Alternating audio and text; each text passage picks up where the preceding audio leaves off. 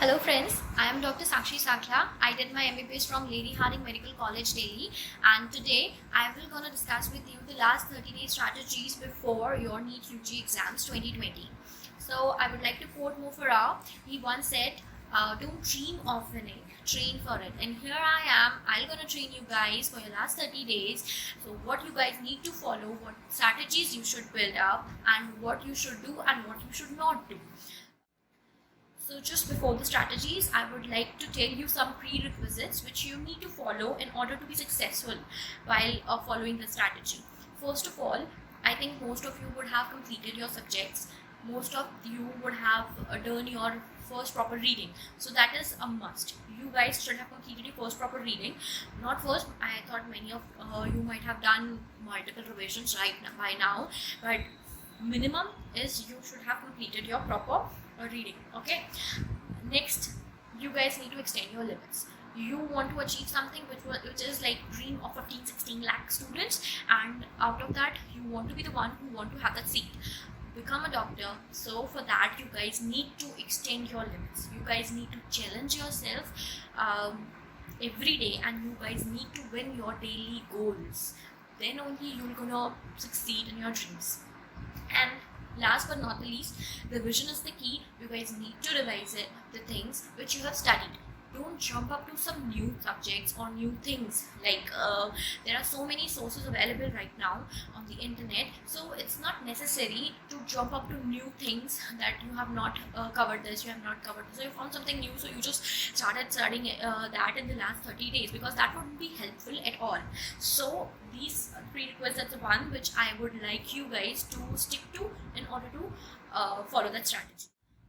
Now I will gonna show you the strategy in a flowchart way, which is as follows.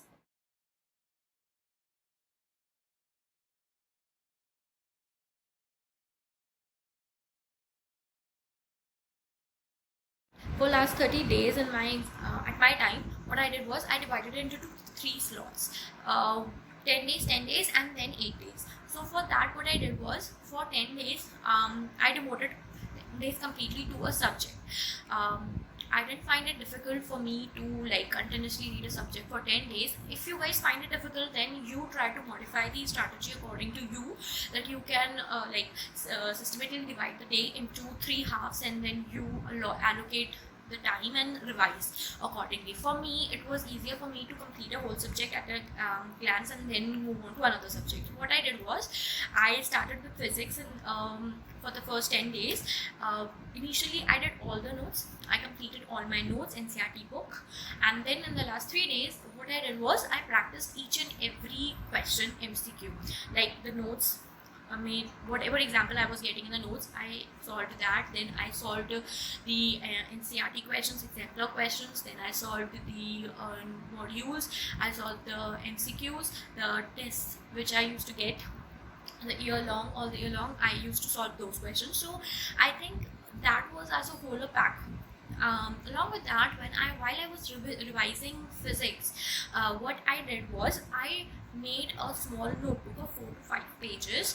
That might extend in your case, but for me it was just 4 to 5 pages, where I note down every single formula which was there, like something which I tend to forget.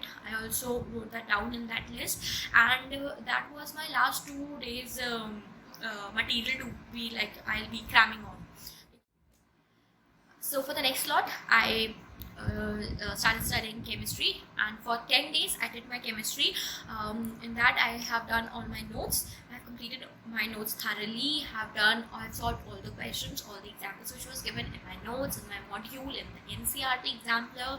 Then I have gone through all the questions in the last 3 days in the test paper, which I have been solving all throughout the year, which I get from my institute. Then that 10 days was done. During that 10 days, I also prepared another notebook of 4 to 5 pages, which contained all the important formulae or equations, or the special forget-me-not stuffs which I tend to forget easily. So those were the reminder booklets which I made during my 10 days of chemistry. Now the 8 days of biology, in that what I did was I have already learned my notes while I was preparing. So now I focused on NCERT books. I I read NCERT as well, but in the last time, like in the last 30 days when I was preparing, I prepared only for NCERT from NCERT books. So in biology, what I did was I like read it completely. I memorized it completely. I was like having, even if I close my eyes, I'll have a picturistic memory. That kind of memory I developed after reading that multiple times. So I revised biology. I make notes of one liners which I tend to forget easily, but that was not a big deal. I don't make it a large one.